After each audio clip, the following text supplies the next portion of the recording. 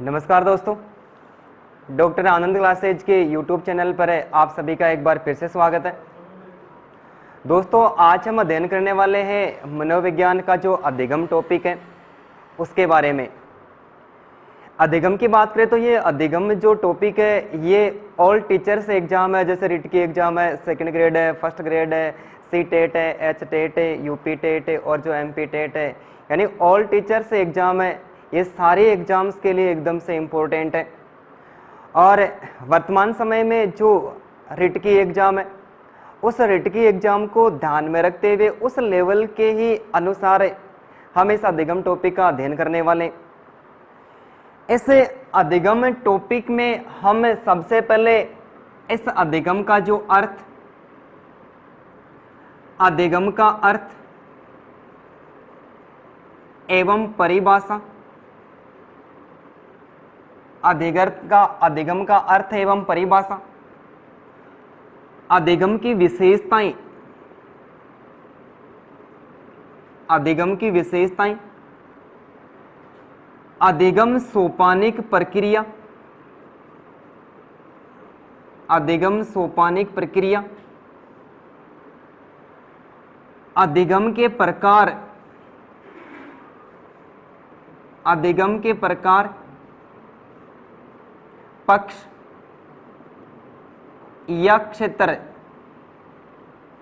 अधिगम के प्रकार, पक्ष या क्षेत्र, अधिगम स्थानांतरण,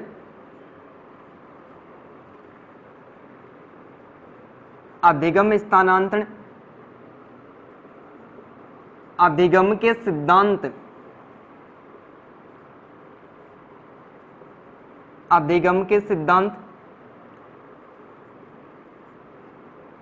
अधिगम वक्र, अधिगम फटार, अधिगम फटार एवं अधिगम सूचना प्रक्रिया, अधिगम सूचना प्रक्रिया तथा साथ ही अधिगम का, अधिगम का शैक्षिक महत्व है, अधिगम का शैक्षिक महत्व है और अधिगम को प्रभावित करने वाले कारक, अधिगम को प्रभावित करने वाले कारक। ठीक है, इन सारी स्थितियों का हम क्या करेंगे, अध्ययन करेंगे कि अधिगम के अंतर्गत हम सबसे पहले इस अधिगम का अर्थ एवं परिभाषा, इसके बाद में जो अधिगम की विशेषताएं, अधिगम सोपानिक प्रक्रिया, अधिगम स्थानांतरण, अधिगम के सिद्धांत या फिर अधिगम वक्र, अधिगम फटार और इस अधिगम का जो शैक्षिक महत्व है वह, एवं साथ ही जो अधिगम को प्रभावित करने वाले जितने भी कारक हैं, इन सारे कारकों का हम अध्ययन करेंगे। सर्वप्रथम हम बात करते हैं इस अधिगम के बारे में। इस अधिगम को अंग्रेजी भाषा में लर्निंग कहते हैं और इस लर्निंग का शाब्दिक अर्थ होता है सीखना। लर्निंग का शाब्दिक अर्थ होता है सीखना। ठीक है, शुरुआती दौर की बात करें तो ये जो अधिगम है, ये अधिगम में जितने भी जो दार्शनिक थे,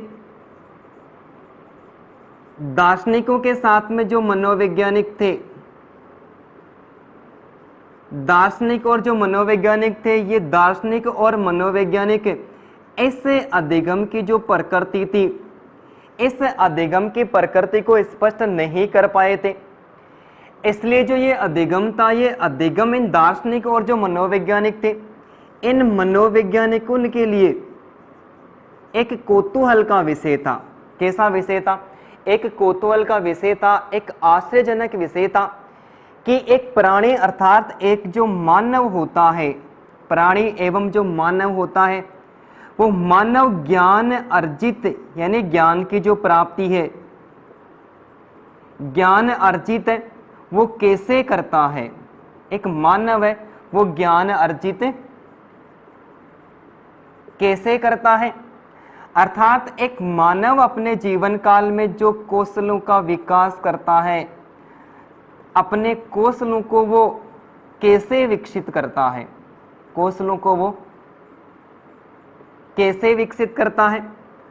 और इसके साथ ही प्राणी अर्थात इस मानव के समक्ष कोई भी समस्या आती है, इस समस्या का बुद्धि के द्वारा हल, बुद्धि के द्वारा हल वो प्राणी कैसे करता है। ये सभी प्रकार की स्थितियां उन मनोवैज्ञानिक और दार्शनिकों के मन में पूरी तरह से बनी हुई थी कि एक मानव ज्ञान प्राप्त कैसे करता है, अपने कौशलों का विकास वो कैसे करता है, या फिर किसी भी प्राणी के सामने कोई समस्या आती है तो उस समस्या का समाधान कैसे करता है। तो इस प्रकार ये अधिगम के संबंध में कौतूहल का विषय बना हुआ था। लेकिन इसके साथ ही सर्वप्रथम हम बात करें, सर्वप्रथम 1885 ईस्वी में, कब, 1885 ईस्वी में, सर्वप्रथम 1885 ईस्वी में इब्न गुइस नाम का एक व्यक्ति था और इस व्यक्ति ने इस अधिगम के संबंध में अपने विचार प्रस्तुत किए और विचार प्रस्तुत करके इस अधिगम की जो अवस्था थी, इस अधिगम की अवस्था को स्मृति यानी एक मानसिक क्रिया कह सकते हैं। स्मृति अर्थात एक व्यक्ति की जो मानसिक क्रिया होती है, इस मानसिक क्रिया के आधार पर इसको स्पष्ट करने का प्रयास किया था कि जो मनोवैज्ञानिक और दार्शनिक थे, उन दार्शनिकों के संबंध में तो ये अधिगम की जो प्रक्रिया थी एक कौतूहल का विषय बनी हुई थी कि प्राणी ज्ञान की प्राप्ति कैसे करता है, साथ ही अपने जो कौशल होते हैं उन कौशलों का विकास कैसे करता है, और एक प्राणी के सामने यदि कोई समस्या आती है तो वो समस्या का समाधान किस प्रकार करता है। इस संबंध में सर्वप्रथम जो विचार है वो 1850 ईस्वी में इब्न गुइस नाम का एक व्यक्ति था और इस व्यक्ति ने क्या किया, प्रस्तुत की और इस अधिगम की प्रकृति को स्मृति पर आधारित माना। अर्थात इसने स्वीकार किया कि एक व्यक्ति जब ज्ञान की प्राप्ति करता है या फिर अपने जो कौशल होते हैं इन कौशलों का विकास करता है, या फिर उसके सामने कोई समस्या आती है, उस समस्या का बुद्धि के द्वारा यदि वो समाधान करता है तो उस समाधान के लिए वो सबसे पहले क्या करता है, मानसिक क्रिया करता है और मानसिक क्रिया करने के मानसिक क्रिया करता है और मानसिक क्रिया से उस व्यक्ति के व्यवहार में क्या होता है, किसी न किसी प्रकार का कोई परिवर्तन होता है। अर्थात उस व्यक्ति के व्यवहार में कोई परिवर्तन होता है तब हमें पता चलता है कि उस प्राणी ने क्या कर लिया है, सीख लिया है, और सीखना क्या कहलाता है, अधिगम कहलाता है। ठीक है। इस इब्न गुइस के बाद में अनेक मनोवैज्ञानिक है जिसमें थॉर्नडाइक है, स्किनर है, पावलोव है, वुडवर्थ है, या फिर वॉटसन है, विलियम मैकडूगल है, ये मनोवैज्ञानिक आए और सारे मनोवैज्ञानिकों ने क्या किया, अपने अपने जो विचार थे इस अधिगम के संबंध में सबने अपने अपने विचार प्रस्तुत किए और प्रस्तुत करने के साथ ही इस अधिगम की जो प्रक्रिया थी, इस अधिगम की प्रक्रिया के अंतर्गत अपने सिद्धांत भी प्रस्तुत किए। लेकिन कुछ मनोवैज्ञानिक ऐसे थे कि इस अधिगम की जो प्रक्रिया है अर्थात ये अधिगम है, इस अधिगम को समझने से पहले हमें उस व्यक्ति के व्यवहार का अध्ययन करना पड़ेगा कि एक व्यक्ति का जो व्यवहार है वो व्यवहार वास्तव में क्या है और कैसे अपने व्यवहार की प्रक्रिया को एक व्यक्ति आगे बढ़ाता है। तो इस अधिगम की प्रक्रिया को किसके द्वारा, इस व्यवहार के द्वारा आसानी के साथ में समझा जा सकता है। हम इस व्यवहार की बात करें तो इस व्यवहार शब्द का पहली बार जो प्रयोग है, व्यवहार शब्द का पहली बार प्रयोग विलियम मैकडूगल ने किया था। विलियम मैकडूगल ने किया था कि व्यवहार शब्द का जो पहली बार प्रयोग है वो विलियम मैकडूगल ने 1905 ईस्वी में, कब, 1905 ईस्वी में इन्होंने एक पुस्तक लिखी और उस पुस्तक का नाम था outline of psychology. Outline of psychology. William McDougall ने अपनी पुस्तक आउटलाइन ऑफ साइकोलॉजी के अंतर्गत 1905 ईस्वी में सबसे पहले इस व्यवहार शब्द का प्रयोग किया और इसके बाद में 1913 ईस्वी में, कब, 1913 ईस्वी में अमेरिका का मनोवैज्ञानिक जिसको जेबी वॉटसन के नाम से जानते हैं, जेबी वॉटसन, 1913 ईस्वी में इस जेबी वॉटसन ने क्या किया कि मनोविज्ञान को व्यवहार का विज्ञान माना और मनोविज्ञान को व्यवहार का विज्ञान मानकर व्यवहारवाद की जो अवधारणा थी, व्यवहारवाद की जो अवधारणा थी, उस व्यवहारवाद की अवधारणा को प्रस्तुत किया। अतः इस व्यवहारवाद का जो जनक है, इस व्यवहारवाद का जनक है वो वॉटसन को ही माना जाता है। इसके संबंध में एक पहले प्रश्न भी पूछा जा चुका है।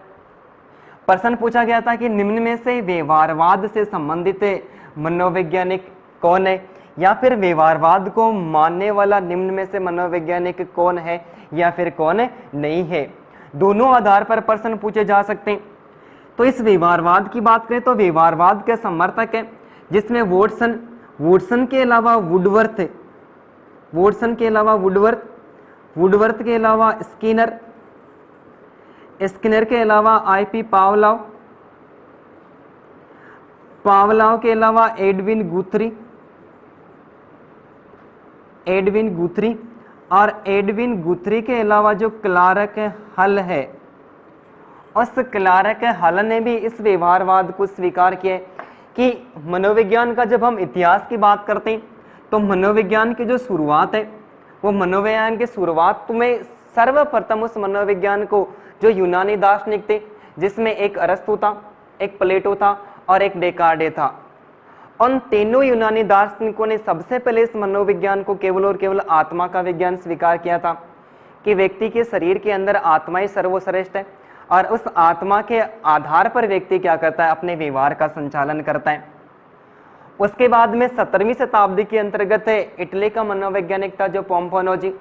उस पोम्पोनोजी ने क्या किया, इस मनोविज्ञान को मन एवं मस्तिष्क का विज्ञान माना। 19वीं शताब्दी में इस मनोविज्ञान को चेतना का विज्ञान माना गया और चेतना का विज्ञान मानने वाले जो मनोवैज्ञानिक थे उसमें विलियम वुंट था, विलियम जेम्स, जेम्स सली तथा वाइव्स। इन मनोवैज्ञानिकों के द्वारा भी क्या किया, इस मनोविज्ञान को चेतना का विज्ञान माना गया। लेकिन 20वीं सदी में आते आते इस जेबी वॉटसन के द्वारा इस मनोविज्ञान को किसका विज्ञान माना गया, व्यवहार का विज्ञान माना गया था। अपने शुरुआती दौर में ये जो मनोविज्ञान है, ये मनोविज्ञान एक व्यक्ति के जो केवल और केवल बाह्य रूपरेखा थी, उस बाह्य रूपरेखा के आधार पर यह अध्ययन किया था। लेकिन बाद में स्थितियां बढ़ती गई, अनेक प्रकार के मनोवैज्ञानिक अपने विचार प्रस्तुत करते गए और वर्तमान समय में जो ये मनोविज्ञान है, एक व्यक्ति के जो आंतरिक व्यवहार है और आंतरिक के साथ में जो बाह्य व्यवहार है, इन दोनों का क्या करता है, आपस में अध्ययन करता है। लेकिन जो अवस्था निकल के आई उसमें से व्यवहार शब्द का जो पहली बार प्रयोग था वो विलियम मैकडूगल ने 1905 ईस्वी में अपनी पुस्तक जो आउटलाइन ऑफ साइकोलॉजी थी, जिसमें मनोविज्ञान की अवधारणा उसने प्रस्तुत की थी, उस मनोविज्ञान की अवधारणा में व्यवहार शब्द का पहली बार प्रयोग किया। और 1913 ईस्वी में जेबी वॉटसन ने इस व्यवहारवाद की अवधारणा को प्रस्तुत किया। इसलिए जेबी वॉटसन को व्यवहारवाद का जनक माना जाता है। व्यवहारवाद का समर्थन करने वाले जो मनोवैज्ञानिक है, जिसमें वुडवर्थ है, स्किनर है, पावलोव है, एडविन गुथरी है, क्लार्क है, हल है, इन्हें सबने क्या किया, इस व्यवहारवाद का समर्थन किया कि एक व्यक्ति क्या करता है, उसके सामने किसी भी प्रकार का कोई लक्ष्य या फिर उद्देश्य रख दिया जाता है, वो उस लक्ष्य अर्थात उद्देश्य को प्राप्त करने के लिए क्या करता है, अनुक्रिया करता है। और अनुक्रिया करने के बाद में उस लक्ष्य को प्राप्त कर लेता है, तब उस व्यक्ति के व्यवहार में क्या होता है, किसी न किसी प्रकार का कोई परिवर्तन होता है। अर्थात व्यवहार में किसी न किसी प्रकार का कोई परिवर्तन होता है। उस परिवर्तन होने से हमें ये पता चलता है कि उस प्राणी ने क्या कर लिया है, सीख लिया है। और ये सीखना क्या कहलाता है, सीखना अधिगम कहलाता है। ठीक है, अब हम सबसे पहले अध्ययन करते हैं अधिगम का अर्थ एवं परिभाषा। अधिगम का अर्थ एवं परिभाषा। अधिगम का अर्थ है, इस अधिगम के अर्थ को हम दो आधारों पर स्पष्ट करेंगे। एक है इस अधिगम का संक्षिप्त अर्थ, अधिगम का संक्षिप्त अर्थ, और दूसरा है इस अधिगम का व्यापक अर्थ, अधिगम का व्यापक अर्थ। इस अधिगम का जो संक्षिप्त अर्थ है कि अधिगम को अंग्रेजी भाषा में लर्निंग कहते हैं, और इस लर्निंग का शाब्दिक अर्थ क्या होता है? सीखना होता है। अधिगम का शाब्दिक अर्थ क्या होता है? सीखना। ये सीखना इस अधिगम का संक्षिप्त अर्थ है, और इस अधिगम का व्यापक अर्थ है अपेक्षित व्यवहारगत परिवर्तन, अपेक्षित व्यवहारगत परिवर्तन, अपेक्षित व्यवहारगत परिवर्तन। सबसे पहले हम अध्ययन कर रहे हैं कि एक व्यक्ति जब सीखता है तो वो किस आधार पर सीखता है, या फिर किस प्रकार से एक व्यक्ति के व्यवहार में कोई न कोई परिवर्तन होता है, और परिवर्तन होने के कारण जो सीखने की प्रक्रिया है वो एकदम से आगे बढ़ती है। किस प्रकार के ऐसे कार्य होते हैं जिनसे व्यक्ति सीखता है। तो सीखने की जो प्रक्रिया है, इस सीखने की प्रक्रिया में एक व्यक्ति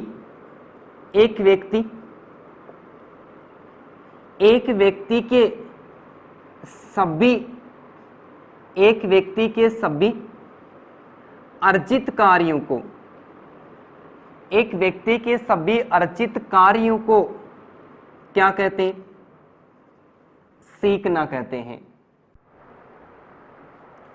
तो अधिगम का जो अर्थ है वो दो स्थितियों में प्रकट होता है कि अधिगम का पहला है संक्षिप्त अर्थ, और संक्षिप्त अर्थ होता है सीखना, कि एक व्यक्ति के सभी अर्जित कार्यों को, वह सीखना किसे कहते हैं?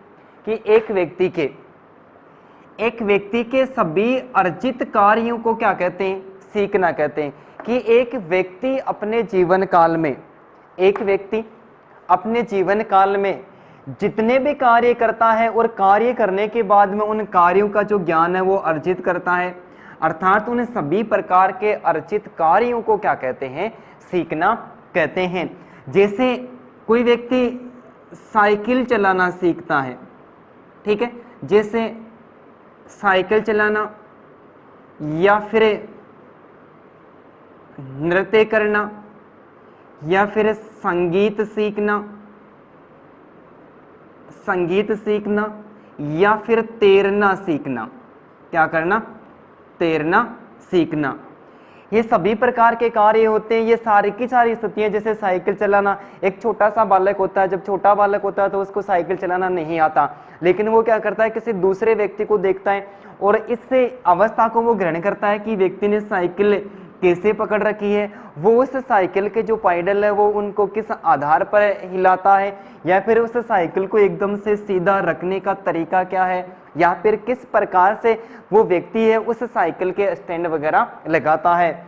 इस प्रकार की स्थितियों को देखता है, और देखने के बाद में व्यक्ति क्या करता है? वो साइकिल चलाना सीख जाता है। इसी आधार पर नृत्य करना, या फिर संगीत सीखना, या फिर तैरना वो आसानी के साथ में सीख जाता है।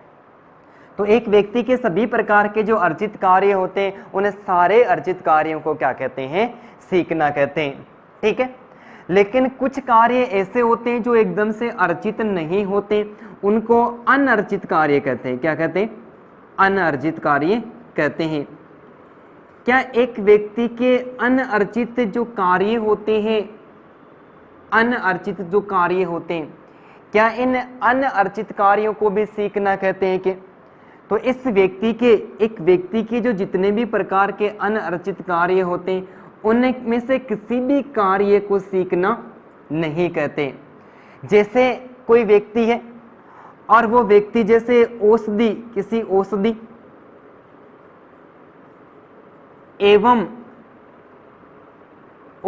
एवं कोई शराब है, या फिर ऐसा कहते हैं कि कोई नशीले पदार्थ है, कोई नशीले पदार्थ है। औषधि अर्थात ये नशीले पदार्थों का एक बालक जब सेवन करने लग जाता है, तो सेवन करने के कारण भी क्या उस बालक के व्यवहार में परिवर्तन आता है? क्या बिल्कुल आता है। लेकिन औषधीय दवा यानी औषधि एवं जो शराब अर्थात जो नशीले पदार्थ होते हैं, इन नशीले पदार्थों का कोई व्यक्ति सेवन करता है और सेवन करने के बाद में उसके व्यवहार में किसी न किसी प्रकार का कोई परिवर्तन होता है, तो इस प्रकार के परिवर्तन को कभी भी सीखना नहीं कहते। इसके अलावा जैसे एक व्यक्ति कोई कार्य कर रहा है और कार्य करते करते वो थक जाता है, यानी थकान महसूस करने लग जाता है, क्या थकान होने के बाद में भी उस व्यक्ति के व्यवहार में परिवर्तन हुआ है क्या? कि एक व्यक्ति लगातार 10 घंटे तक अध्ययन करवाता है और 10 घंटे के बाद में वो अपने आप में मानसिक रूप से थकान महसूस करने लग जाता है। जब थकान महसूस करने लग जाता है और आगे नहीं पढ़ा पाता है, तब हमें लगा है कि इतनी देर तो ये पढ़ा रहा था और अब इसके व्यवहार में क्या हुआ है, परिवर्तन हुआ है। लेकिन थकान के कारण यदि किसी भी प्रकार का कोई परिवर्तन होता है, उसे भी सीखना नहीं कहते हैं। इसके अलावा बालक एकदम से छोटा होता है, एक बालक का जैसे एक बालक पूरी तरह से छोटा होता है और छोटा ये बालक आयु के आधार पर जब जैसे जैसे आयु बढ़ती है, आयु के आधार पर बढ़ता जाता है और बढ़ता हुआ ये बालक एकदम से परिपक्व हो जाता है। क्या हो जाता है? परिपक्व, यानी छोटा बालक था और छोटा बालक अब क्या हो गया, एकदम से बड़ा हो गया। यानी इस बालक ने क्या कर लिए, परिपक्वता प्राप्त कर लिए। एक छोटा बालक है और ये छोटा बालक बड़ा हुआ, परिपक्वता प्राप्त किए। इसका मतलब जब ये बालक परिपक्व हुआ है तो क्या इसके व्यवहार में भी परिवर्तन हुआ है क्या? हाँ, व्यवहार में बिल्कुल परिवर्तन हुआ है, लेकिन ये परिवर्तन किस आधार पर हुआ है? ये परिवर्तन इस परिपक्वता के आधार पर हुआ है। तो परिपक्वता के आधार पर भी यदि किसी भी प्रकार का कोई परिवर्तन होता है, व्यवहार में कोई परिवर्तन होता है, तो उस व्यवहार परिवर्तन को सीखना नहीं कहते। ठीक है, एक बार फिर से बात करते हैं कि अधिगम का जो संक्षिप्त अर्थ होता है वो क्या होता है, सीखना होता है। कि एक व्यक्ति अपने जीवन काल में जितने भी कार्य होते हैं और सारे के सारे कार्य जो अपने कार्यों को अर्जित करता है, उन्हें सारे कार्यों को, अर्जित कार्यों को क्या कहते हैं, सीखना कहते हैं। कि सभी प्रकार के कार्य व्यक्ति अर्जित करता है और अर्जित करने के बाद में उस व्यक्ति के व्यवहार में क्या होता है, परिवर्तन होता है। परिवर्तन होते ही हमें पता चलता है कि उस बालक ने क्या कर लिया है, सीख लिया है। अर्थात इसके साथ ही एक व्यक्ति के व्यवहार के अनर्जित कार्य होते हैं जो पूरी तरह से जन्मजाति होते हैं या फिर किसी अवस्थाओं के आधार पर व्यक्ति उनको ग्रहण करता है। जैसे औषधि एवं नशीले पदार्थों का सेवन करता है। नशीले पदार्थों का सेवन करने के कारण भी क्या होता है, उस बालक के व्यवहार में परिवर्तन होता है। कैसे होता है कि एक बालक जब ऐसा मान सकते हैं कि जो 15 वर्ष का हो जाता है, 15 वर्ष का होने तक तो वो किसी भी नशीले पदार्थ का सेवन नहीं करा था, लेकिन 15 वर्ष का होने के बाद में वो क्या करता है, वो नशीले पदार्थों का सेवन करने लग गया है। अर्थात पहले वाले व्यवहार में और अब उसका जो व्यवहार है, उस व्यवहार में क्या है, परिवर्तन आया है। या फिर थकान और परिपक्वता, थकान और परिपक्वता के आधार पर भी एक व्यक्ति के व्यवहार में किसी न किसी प्रकार का कोई परिवर्तन आता है। यदि अनअर्जित कार्यों के द्वारा किसी न किसी प्रकार का कोई परिवर्तन आता है, तो इस प्रकार के परिवर्तन को कभी भी सीखना नहीं कहते। अर्थात हम ऐसा कह सकते हैं कि एक व्यक्ति के सभी प्रकार के जो अर्जित कार्य होते हैं और अर्जित कार्यों के माध्यम से एक व्यक्ति के व्यवहार में जो परिवर्तन होता है, उसे क्या कहते हैं, उसे सीखना कहते हैं। तो ये अधिगम का कैसा अर्थ होता है, ये संक्षिप्त अर्थ होता है। ठीक है, अब हम अधिगम का जो व्यापक अर्थ है उसके बारे में चर्चा करते हैं कि अधिगम का जो व्यापक अर्थ है वो है अपेक्षित व्यवहारगत परिवर्तन। यानी बालकों से हमें अपेक्षा रहती है और अपेक्षा के अनुसार समय अंतराल के आधार पर, अपेक्षा के अनुसार समय अंतराल के आधार पर एक व्यक्ति के व्यवहार में किसी न किसी प्रकार का कोई परिवर्तन होता है, तो उसे क्या कहते हैं, सीखना कहते हैं। अर्थात जब व्यक्ति सीख जाता है, उसके व्यवहार में कोई परिवर्तन हो जाता है, इस प्रक्रिया को क्या कहते हैं, अधिगम कहते हैं। जैसे एक कक्षा कक्ष की बात करें, एक कक्षा कक्ष की बात करें, एक कक्षा कक्ष में ऐसा मान सकते हैं कि 50 विद्यार्थी है। एक कक्षा कक्ष में कितने विद्यार्थी हैं, 50 विद्यार्थी है। ठीक है, तो क्या कोई भी अध्यापक अपना जो विषय पढ़ा रहा है उस विषय वस्तु में या फिर उस विषय में क्या ऐसा अनुमान लगाएगा क्या कि ये 50 के 50 विद्यार्थी हैं, ये सारे विद्यार्थी मेरा जो विषय है उसमें 90 प्लस ही अंक लेके आएंगे? ऐसा बिल्कुल भी नहीं हो सकता। क्यों नहीं हो सकता? क्योंकि एक कक्षा में जो 50 विद्यार्थी है, इन 50 में से कुछ विद्यार्थी ऐसे हैं जो प्रतिभाशाली है। कैसे हैं? प्रतिभाशाली है कि किसी भी विषय वस्तु को एक बार बताना है और एक बार बताने के तुरंत बाद में क्या कर लेते हैं, ये जो विद्यार्थी हैं उस विषय वस्तु का जो अध्ययन है वो कर लेते हैं, अर्थात उस विषय वस्तु का ज्ञान प्राप्त कर लेते हैं। तो 50 में से कुछ विद्यार्थी ऐसे हैं जो प्रतिभाशाली है, कुछ विद्यार्थी ऐसे हैं जिनकी आयु सामान्य यानी वो सामान्य बुद्धि के बालक है, लेकिन कुछ विद्यार्थी ऐसे भी होते हैं जो एकदम से मंदबुद्धि या फिर शैक्षिक दृष्टिकोण से वो पिछड़े बालक होते हैं। क्या होते हैं? शैक्षिक दृष्टिकोण से पिछड़े बालक होते हैं। कि एक कक्षा के अंतर्गत कुछ प्रतिभाशाली विद्यार्थी होते हैं कि कुछ विद्यार्थी ऐसे होते हैं विषय वस्तु को बताने के बाद में यदि एक ही बार में उस विषय वस्तु के ज्ञान की प्राप्ति कर लेते हैं वो प्रतिभाशाली होते हैं। 2 बार बताने के बाद में उस विषय वस्तु का यदि अध्ययन कर लेते हैं तो वो सामान्य बुद्धि के बालक होते हैं। लेकिन कक्षा में ऐसे विद्यार्थी भी मिलते हैं जिनको 20 बार या फिर 20 से अधिक बार बताने के बाद में भी किसी प्रकार का कोई फायदा नहीं होता है, तो वो मंदबुद्धि या फिर शैक्षिक दृष्टिकोण से पिछड़े बालक होते हैं। हम इन बालकों से बराबर अपेक्षा नहीं रख सकते। इनसे जितनी अपेक्षा रखते हैं उस अपेक्षा के आधार पर उस बालक के व्यवहार में किसी न किसी प्रकार का कोई परिवर्तन होता है तो उसे क्या कहते हैं? उसे सीखना कहते हैं। ठीक है, हम ऐसा कह सकते हैं कि एक बालक के व्यवहार में अभ्यास के द्वारा, किसके द्वारा? अभ्यास के द्वारा, अभ्यास के अलावा अनुभव के द्वारा, अभ्यास के द्वारा, अनुभव के द्वारा एवं प्रशिक्षण के द्वारा, अभ्यास के द्वारा, अनुभव के द्वारा एवं प्रशिक्षण के द्वारा एक बालक के व्यवहार में हम आसानी के साथ में अपेक्षित व्यवहारगत परिवर्तन कर सकते हैं। कि बालक के सामने कोई भी विषय वस्तु रख दी जाती है और उस विषय वस्तु का क्या करवाया जाए? बार बार अभ्यास करवाया जाए। क्या करवाया जाए? बार बार अभ्यास करवाया जाए। कि एक ही विषय वस्तु का अच्छा ज्ञान प्राप्त करने के लिए एक विषय वस्तु का यदि बालक 20 बार, कितनी बार? 20 बार यदि अभ्यास उस बालक से करवाया जा सकता है तो 20 बार अभ्यास करवाने के कारण अधिगम क्या हो जाता है? एकदम से स्थायी हो जाता है।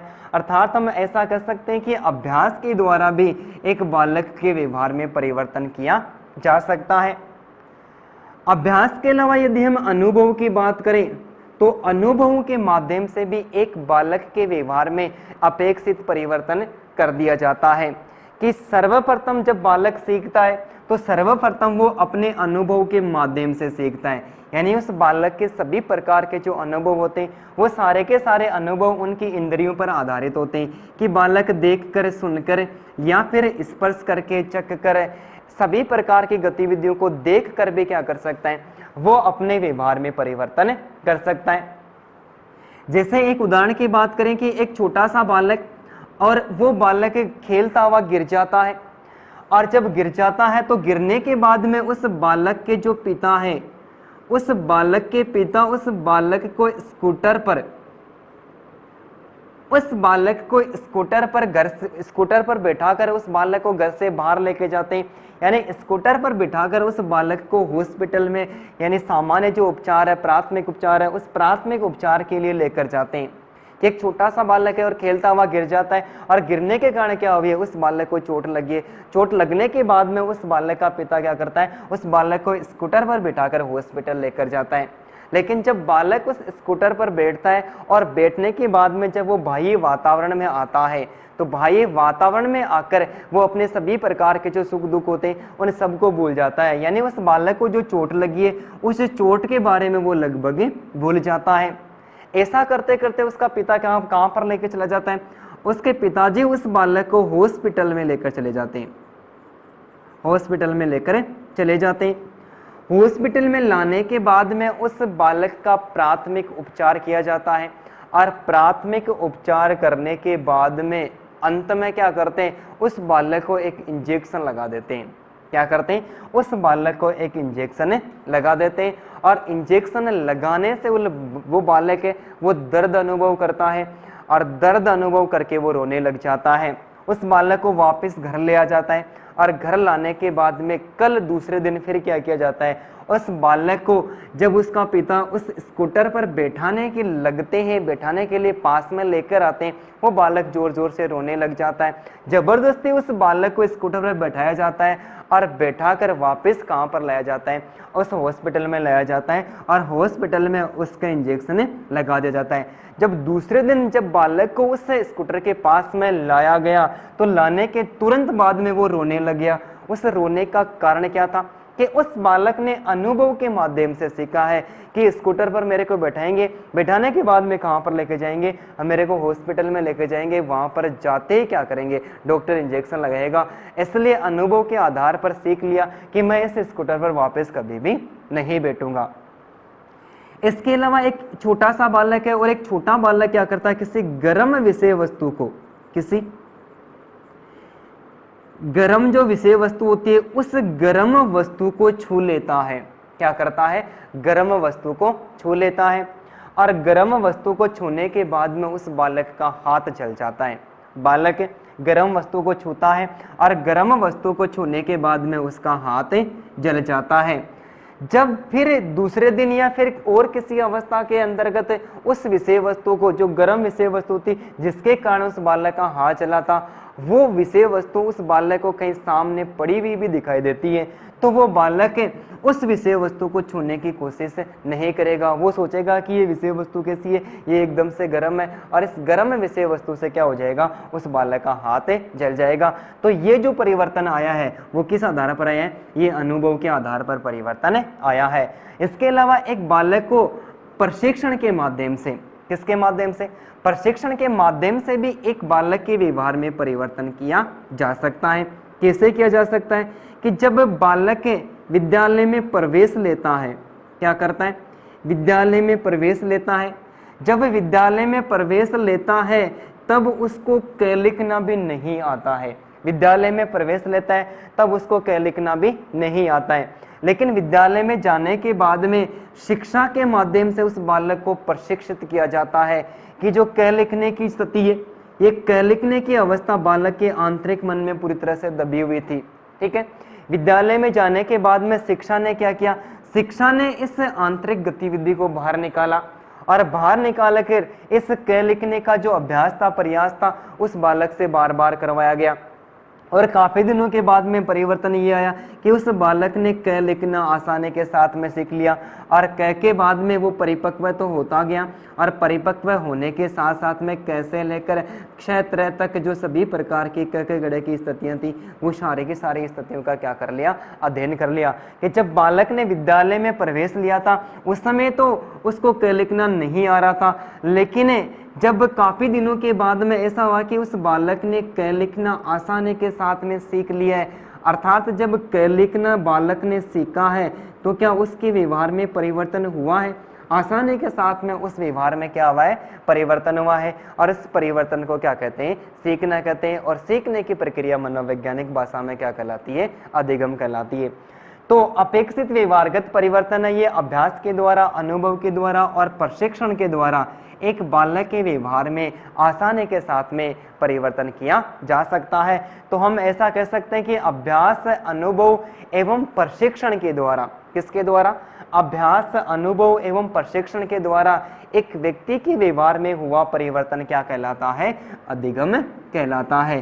कि अधिगम का व्यापक अर्थ होता है अपेक्षित व्यवहारगत परिवर्तन, अर्थात जो एक कक्ष में 50 विद्यार्थी होते हैं, उन 50 विद्यार्थियों से हम अपेक्षा रखते हैं और अपेक्षा के आधार पर उन बालकों के व्यवहार में हम परिवर्तन कर देते हैं। तब हमें पता चलता है कि उन बालक ने क्या कर लिया है, सीख लिया है, और वो सीखना क्या कहलाता है, अधिगम कहलाता है।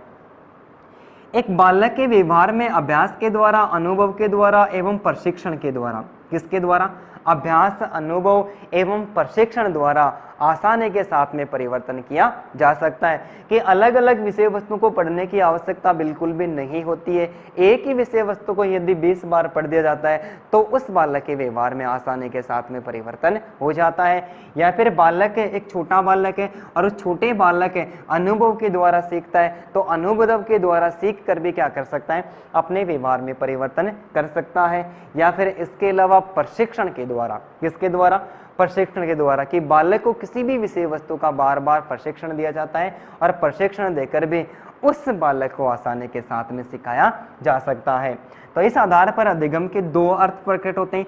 एक संक्षिप्त अर्थ जिसको कहते हैं सीखना, एक व्यक्ति अर्थात एक बालक अपने जीवन काल में जितने भी कार्य अर्जित करते हैं उन अर्जित कार्यों को क्या कहते हैं, सीखना कहते हैं। और व्यापक जो अर्थ है उसका अर्थ है कि अपेक्षित व्यवहारगत परिवर्तन, कि अपेक्षा के अनुसार एक बालक के व्यवहार में किसी न किसी प्रकार का कोई परिवर्तन हो जाता है, उस परिवर्तन को क्या कहते हैं, सीखना कहते हैं। और अभ्यास से, अनुभव एवं प्रशिक्षण के द्वारा उस बालक के व्यवहार में कोई परिवर्तन आता है, उस परिवर्तन को क्या कहते हैं, अधिगम कहते हैं। ठीक है, ठीक है। अब हम अध्ययन करने वाले हैं इस अधिगम की परिभाषा, कि मनोवैज्ञानिकों ने इस अधिगम की जो प्रक्रिया को स्पष्ट करने के लिए क्या किया, अलग अलग मनोवैज्ञानिकों ने इस अधिगम को परिभाषित किया है, जिसमें हम सबसे पहले अध्ययन करने वाले वुडवर्थ। ठीक है, वुडवर्थ के अनुसार वुडवर्थ कहता है कि नवीन ज्ञान एवं नवीन प्रतिक्रियाओं को, नवीन ज्ञान एवं नवीन प्रतिक्रियाओं को, नवीन ज्ञान एवं नवीन प्रतिक्रियाओं को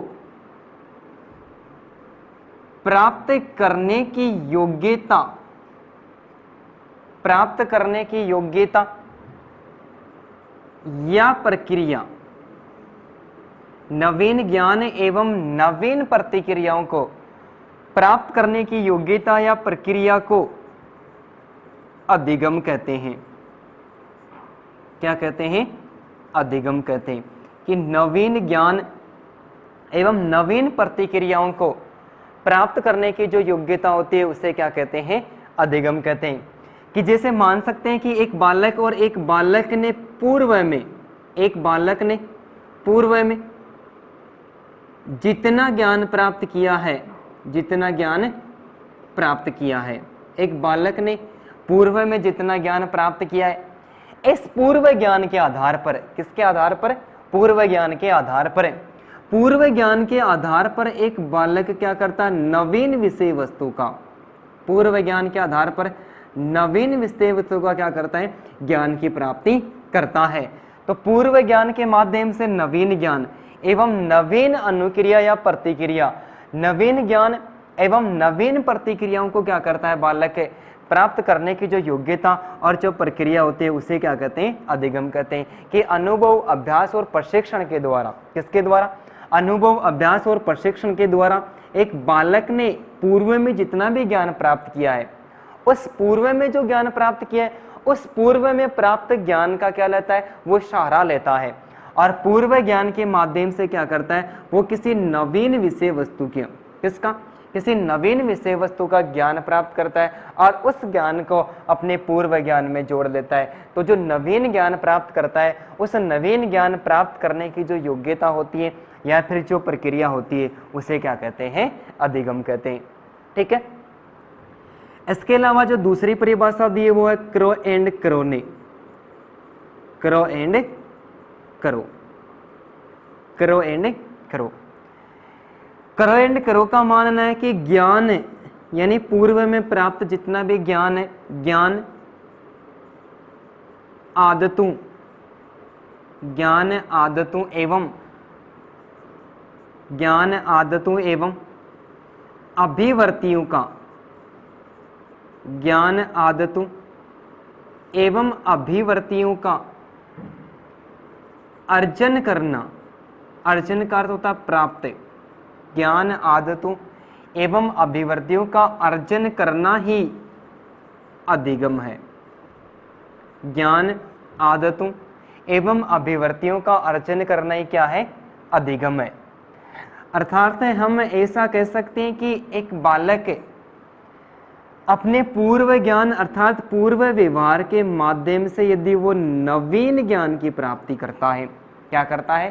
पूर्व ज्ञान एवं पूर्व व्यवहार के माध्यम से वो नवीन ज्ञान की प्राप्ति करता है, या फिर एक बालक क्या करता है? अच्छी आदतों का निर्माण करता है।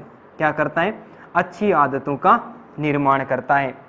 आदतों के बारे में बात करें तो सभी प्रकार के जो आदतें होती है वो आदतें अर्जित होती है, यानी आदतों को एक बालक क्या करता है? वातावरण से ग्रहण करता है। आदतों को एक बालक वातावरण से ग्रहण करता है। आदतों के संबंध में ड्राइडेन ने भी अपनी परिभाषा दी है। ड्राइडेन ने कहा कि अच्छी आदतें, कैसी आदतें? अच्छी आदतें एक व्यक्ति के व्यक्तित्व का निर्माण करती है, और जो बुरी आदतें होती है, बुरी आदतें एक व्यक्ति को गहरे गड्ढे में डाल देती है। कि अच्छी आदतें होती है, ये अच्छी आदतें एक व्यक्ति के व्यक्तित्व का क्या करती है? निर्माण करती है, और जो बुरी आदतें होती है, ये बुरी आदतें एक व्यक्ति को गहरे गड्ढे में डाल देती है। अर्थात इस ड्राइडेन का मानना था कि आप अपना भविष्य कभी भी नहीं बदल सकते, कि आप अपना भविष्य नहीं बदल सकते। आप अपनी आदत बदल दो। क्या बदल दो? आप अपनी आदत बदल दो। ये बदली हुई आदत क्या कर देगी? आपका भविष्य बदल देगी। तो अच्छी आदतों को बालक क्या करता है? प्राप्त करता है, और प्राप्त करता है तब वो कुछ न कुछ सीख लेता है। ज्ञान, आदतों एवं अभिवर्तियों, इन अभिवर्तियों की बात करें तो इस अभिवर्ति को अन्य मनोवर्ती भी कहते हैं। क्या कहते हैं? मनोवर्ती भी कहते हैं। और इसको एक ही शब्द में एटीट्यूड कहते हैं। अभिवर्ती या मनोवर्ती को अंग्रेजी भाषा में क्या कहते हैं? एटीट्यूड कहते हैं। और ये जो एटीट्यूड शब्द है, ये लेटिन भाषा के, कौन सी भाषा के? ये लेटिन भाषा के एबटस से बना है। कि एटीट्यूड शब्द है, ये लेटिन भाषा के एबटस से बना है, जिसका शाब्दिक अर्थ होता है नजरिया या फिर दृष्टिकोण। शाब्दिक अर्थ क्या होता है? नजरिया या फिर दृष्टिकोण।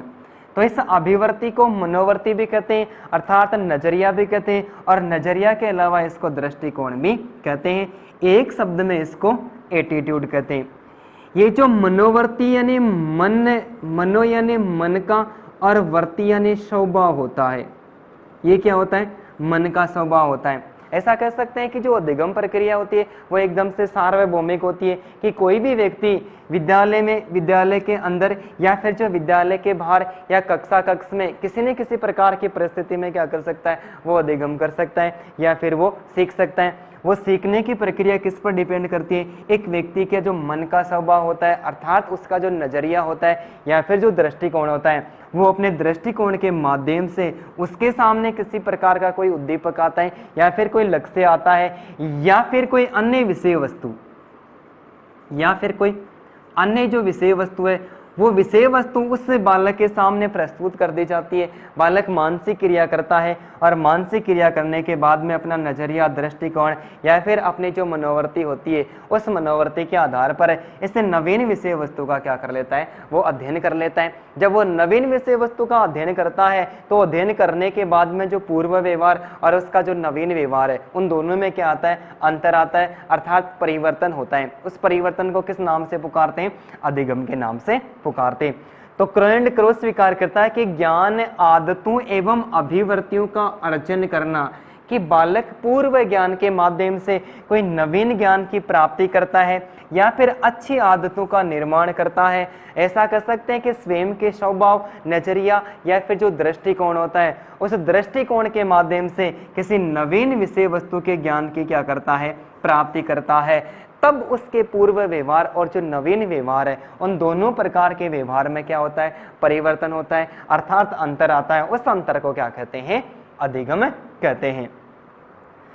इसके अलावा जो परिभाषा दी है स्किनर, और स्किनर की जो परिभाषा है, जो फर्स्ट ग्रेड की एग्जाम लगी थी इसमें पूछी भी गई है।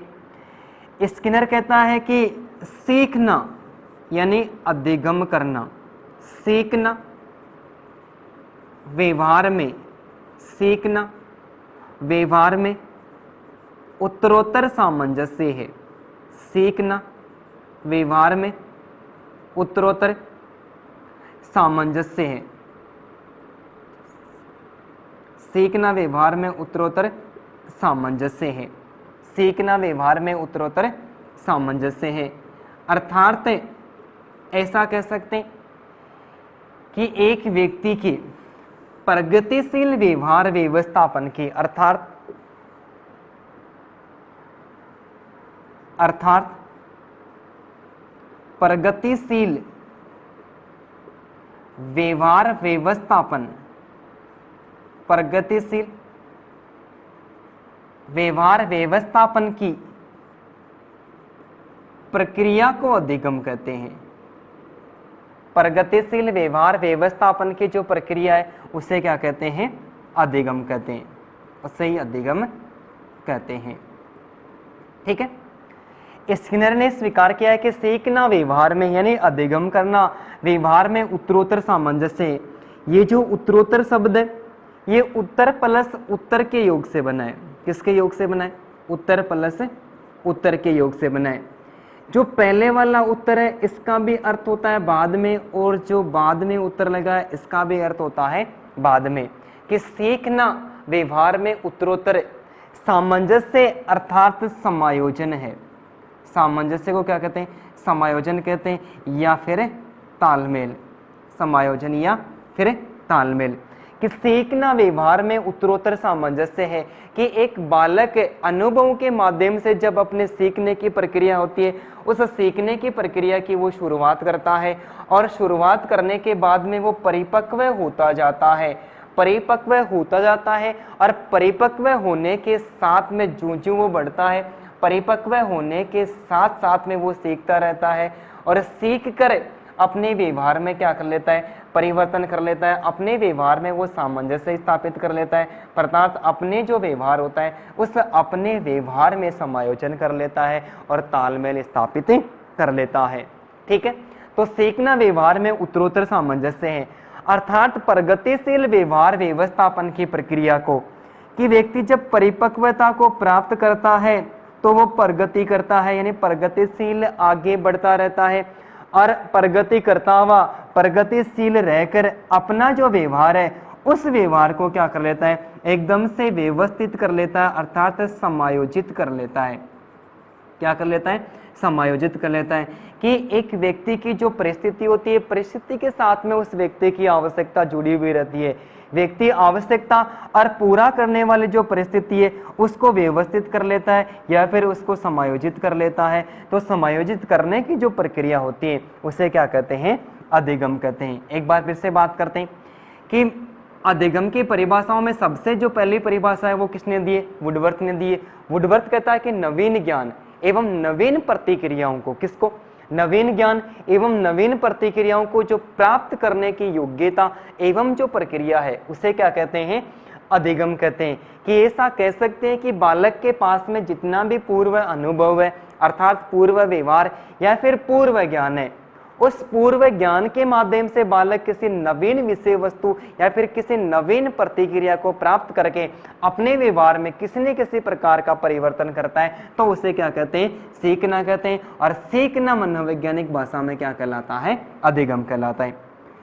क्रोएंड क्रोस स्वीकार कहता है कि ज्ञान आदतों एवं अभिवृत्तियों का, कि एक व्यक्ति पूर्व ज्ञान के माध्यम से नवीन ज्ञान की प्राप्ति करता है, साथ ही में वो अच्छी आदतों का निर्माण करता है, या फिर अभिवृत्ति मनोवृत्ति के माध्यम से किसी न किसी विषय वस्तु का अध्ययन करता है, उस विषय वस्तु के यदि ज्ञान की प्राप्ति करता है तो उसे क्या कहता है? तो उसे सीखना कहते हैं। कि ज्ञान आदतों एवं अभिवृत्तियों का अर्जन करना ही क्या है? अधिगम है। जबकि स्किनर कहता है कि सीखना व्यवहार में उत्तरोत्तर सामंजस्य है, कि एक बालक अपना व्यवहार जब प्रारंभ करता है तब अनुभवों के माध्यम से सीखता है, और अनुभवों के माध्यम से सीख कर वो हमेशा आगे बढ़ता रहता है, परिपक्व होता रहता है, और परिपक्व होता हुआ भी क्या करता है, वो अधिगम करता है और अपने व्यवहार को एकदम से अपने व्यवहार में सामंजस्य बैठा लेता है, या फिर अपने व्यवहार में तालमेल या फिर व्यवहार को समायोजित कर लेता है, तो उसे क्या कहते हैं, सीखना कहते हैं।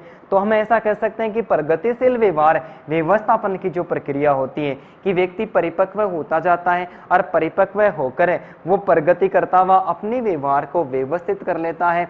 जब वह व्यवस्थित कर लेता है तब हमें पता चलता है कि पूर्व व्यवहार और जो नवीन व्यवहार था, दोनों व्यवहार में क्या है, अंतर आया है, अर्थात उस बालक के व्यवहार में क्या हुआ है, परिवर्तन हुआ है, और उस परिवर्तन होने की जो प्रक्रिया है उस प्रक्रिया को क्या कहते हैं, अधिगम कहते हैं।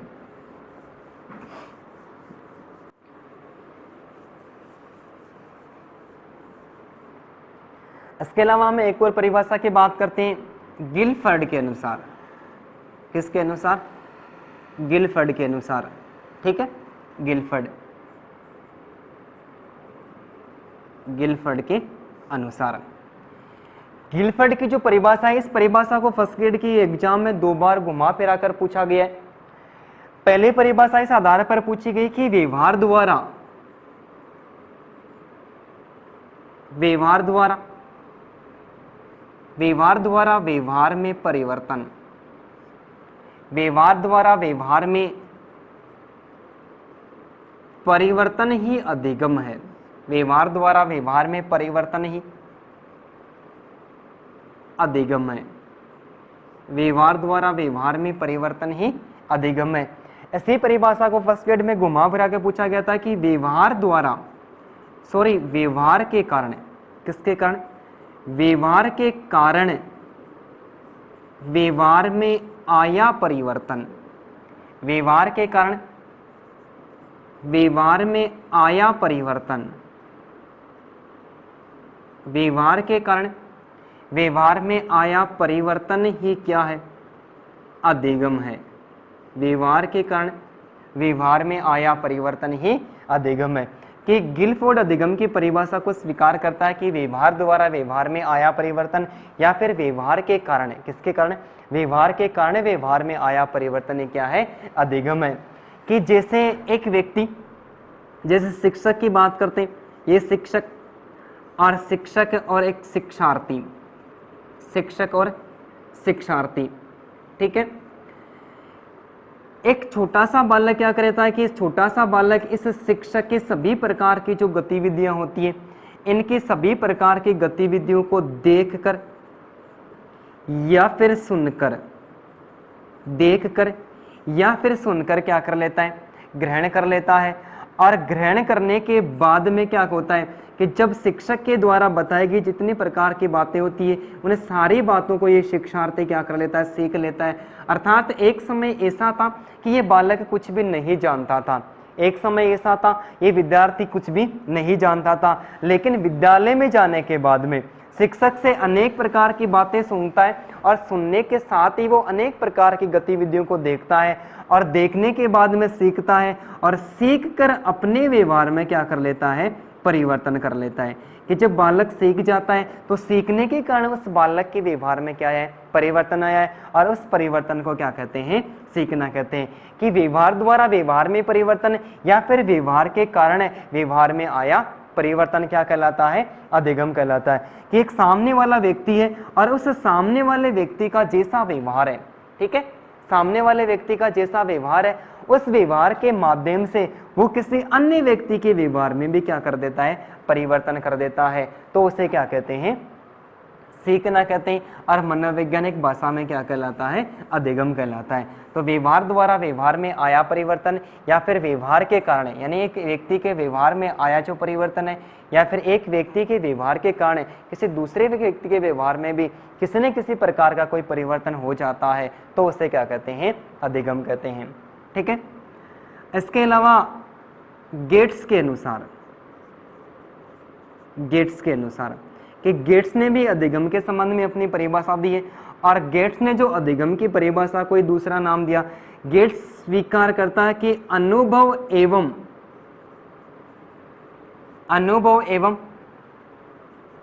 प्रशिक्षण के द्वारा, अनुभव एवं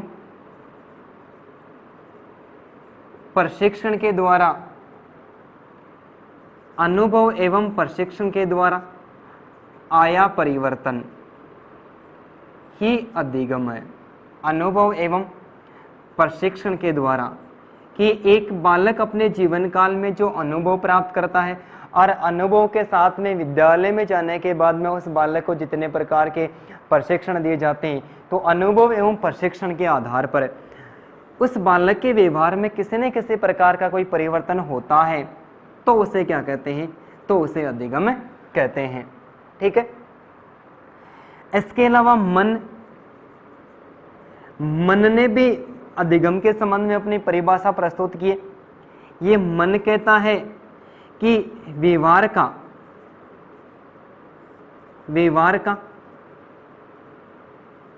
अपेक्षित, व्यवहार का अपेक्षित स्थायी परिवर्तन, व्यवहार का अपेक्षित स्थायी परिवर्तन या रूपांतरण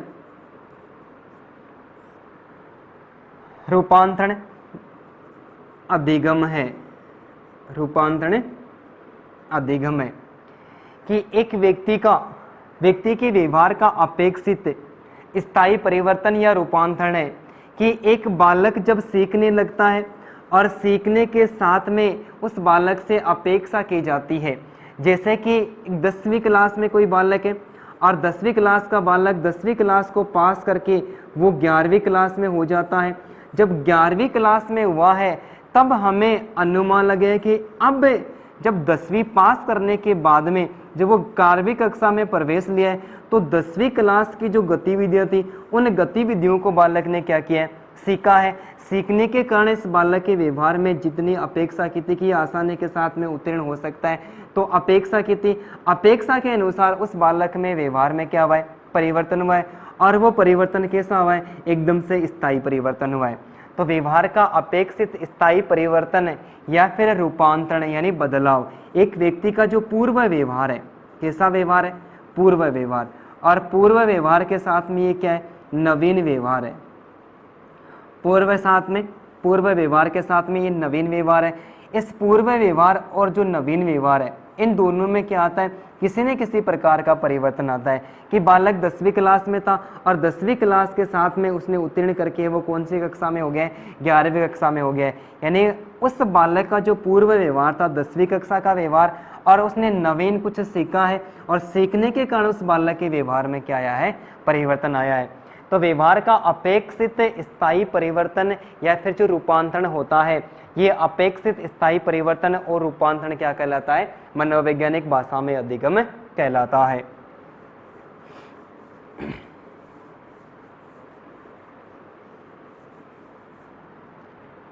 इनके साथ ही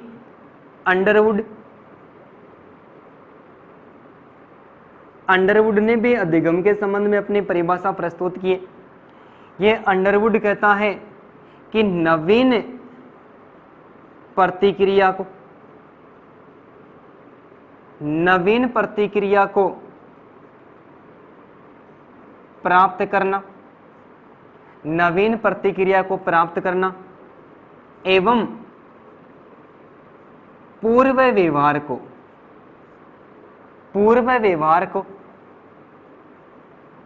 आगे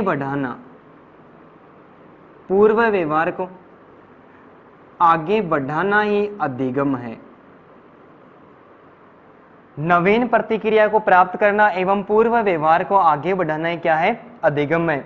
कि ऐसा कह सकते हैं कि बालक के सामने कोई नवीन विषय वस्तु या फिर कोई नवीन उद्दीपक रख दिया जाता है। ठीक है, नवीन विषय वस्तु या फिर कोई नवीन उद्दीपक रख दिया जाता है।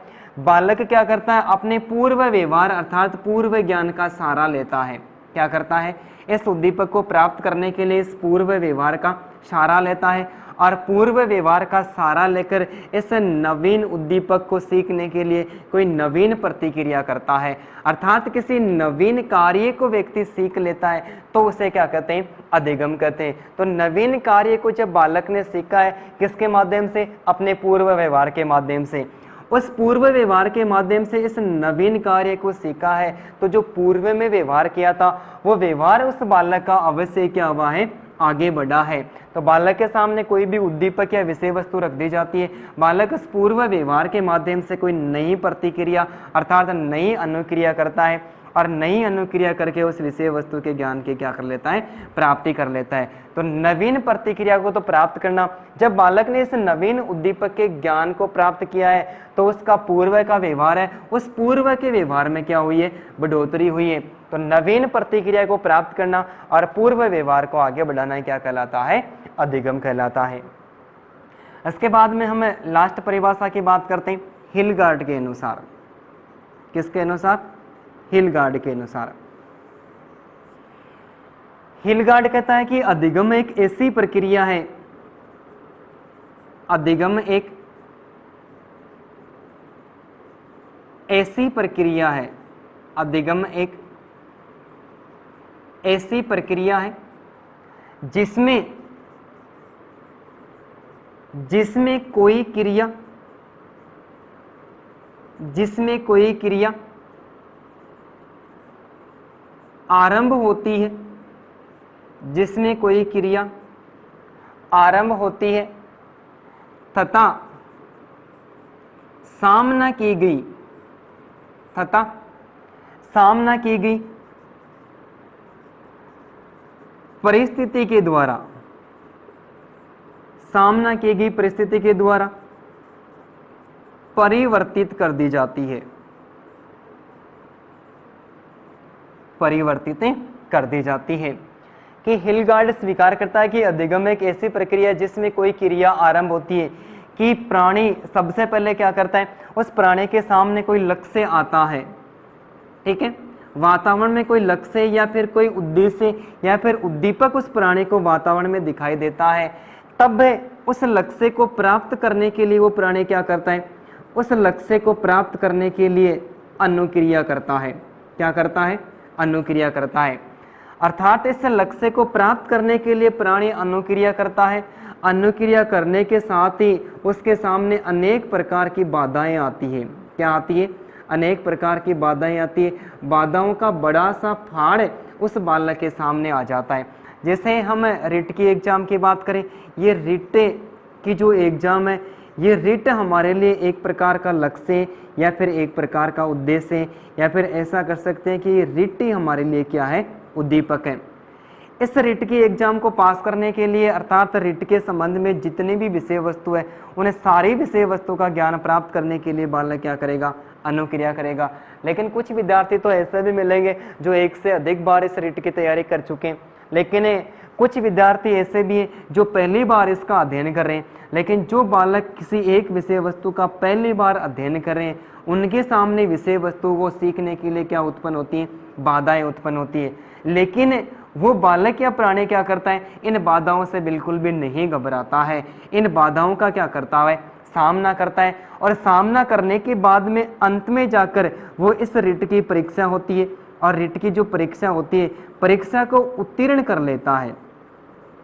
परीक्षा को क्या कर लेता है, उत्तीर्ण कर लेता है। अर्थात उत्तीर्ण होते ही हमें पता चला है कि उस बालक के व्यवहार में क्या हुआ है, परिवर्तन हुआ है।